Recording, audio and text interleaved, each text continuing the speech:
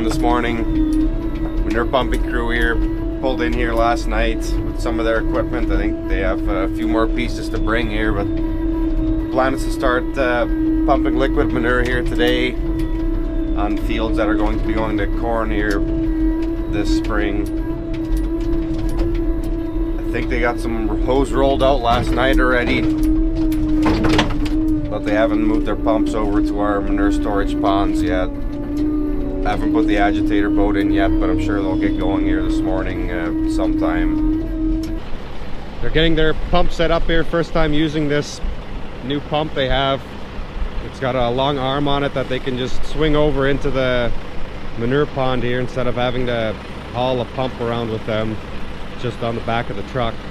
So the plan is to make this small storage pond empty here first. There's about a million and a half gallons in this one, and then we're going to switch over to this one here, and there's be about 7 to 10 million in here. It's not quite full, so probably closer to 7 here, I bet. We'll start with this smaller one here because I'd like to take that dike out over there this summer. There was a similar dike like that in this lagoon here. We took that out in 2020, I think, when we did our heifer barn expansion. So originally these were set up to be 2-stage storage ponds, so that solids would settle in the first smaller pond before going into the next one, but it doesn't really work like it was designed to. And what we used to do was use the thinner liquid in our sand separation process, but we don't do that anymore because now we have a solid separator to get thinner manure to separate the sand. So it makes it a lot easier for these guys to have that dike out of there, and it gives us quite a bit more storage. It's surprising how much space that dike takes up. That'll add about 1 million gallons worth of storage in this pond here. So then we'll have 3 of the similar size storage ponds here. Essentially they'd be each about 10 million gallons. We can store about a year to a year and a half's worth of manure on our farm when we can already. I mean, that gets us just that little bit more storage. So they're gonna swing this pump over here into this pond, get their agitation boat in there, and they've laid most of their hose out already, but I think they're waiting for their manure applicator. I think someone is going to get that right now, or is on the way anyways. That's the only piece of equipment that's not here yet. It'll take them a little bit of time to get this agitated anyways, but should be pumping manure here shortly, at least by afternoon, I would think. It's morning here now.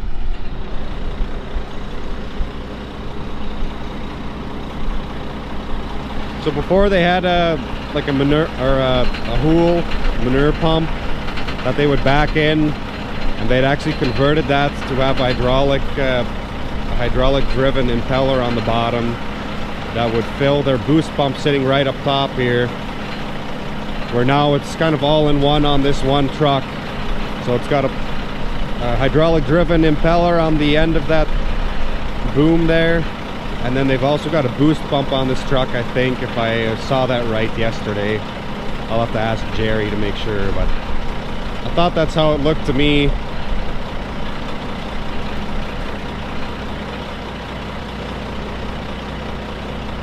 First time that they're using this thing.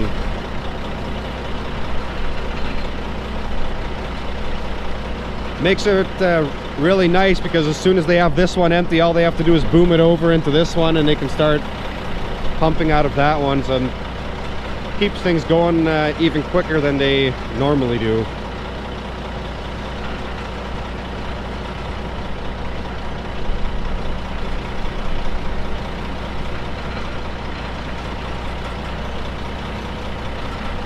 Probably takes a little bit of learning too to figure out exactly how it all works.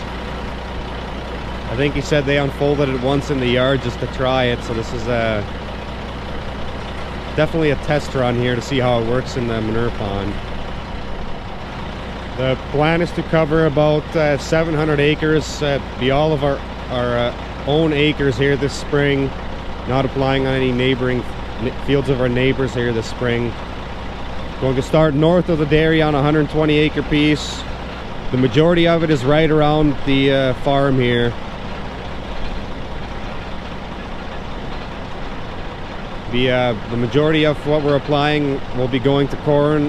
The one field that's east, 180 acres, that's going to be going to sorghum here this year. It's a sorghum mix. There's a few different things. I'll talk more about that when we get into seeding that. I think it's sorghum, Italian ryegrass, clover, maybe one other. Can't remember exactly off the top of my head. That'll be seeded a little bit later.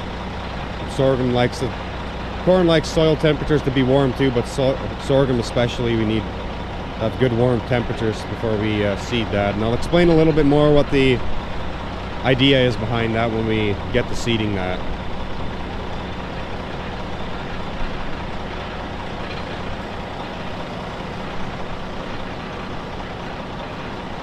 I would imagine they'll probably straighten it out as much as they can.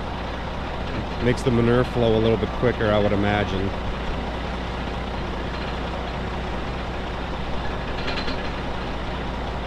Gets out there quite a ways.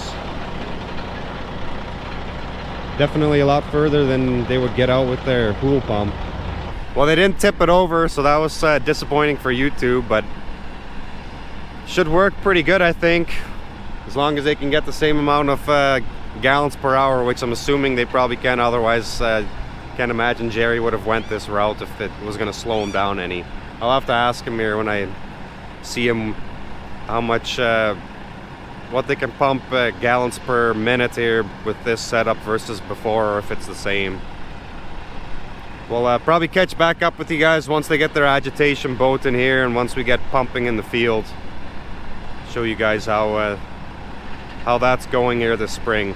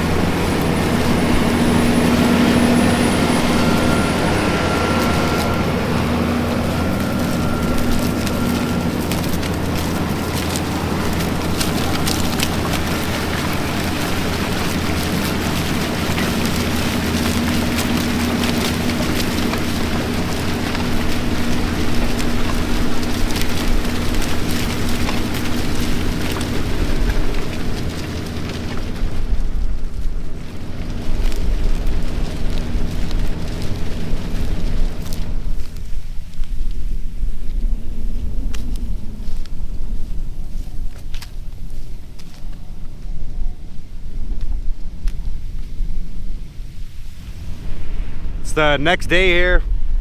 We finished emptying that first storage pond. They moved to the second one here just before lunch. Finished that first field here this morning also. Started on the field right next to the farm here. Farm's just right over there. Going pretty good here so far. Field conditions are very good. It's been quite a few years since we've had a nice spring like this. There's hardly any low spots in the field where they're not able to go. There's maybe a few. The first field they did, they were able to cover the whole field. Where we are now, they're going to be able to cover this whole field. There's just a few spots where we've got a little bit of water standing. It's a little windy. Hopefully you guys don't get too much wind noise here. Just wanted to show you guys the applicator here in the field. As you can see, it's doing a pretty good job here. So essentially what it's doing is it's got a straight coulter that makes a slot. Manure goes into that slot, and then there's a closing wheel. I mean, the closing wheel doesn't really do a whole lot because they're moving so slow, but I mean, they're doing a really good job here of getting that manure covered back up. We want that manure in the ground if we as much as possible, so we don't lose too much nitrogen. So we did put solid manure on this field here over the winter. As you can see, all that is still laying here. This field was not tilled here this fall, so this is the first tillage we're doing here essentially since last spring. And then we'll come back here. I mean, it's probably going to be another week or two because it is still quite cold. Soil temperatures are still cool. Nobody's planting corn yet. A neighbor of ours plants our corn, so they'll get to theirs before ours. So we're not in a huge rush. It's the third week or so of April here now, and field is plenty dry here, so not too concerned about trying to quickly get the crop in here quite yet anyways. We're applying about 12,000 gallons an acre here. So essentially what we're doing is supplying enough nutrients for corn being grown here again this year. Will be corn on this field, which most of our fields will be corn on corn. All the nutrients for corn will be supplied here by the manure that we're putting down. Be about 150 to 170 pounds of nitrogen, available nitrogen, being put down per acre here.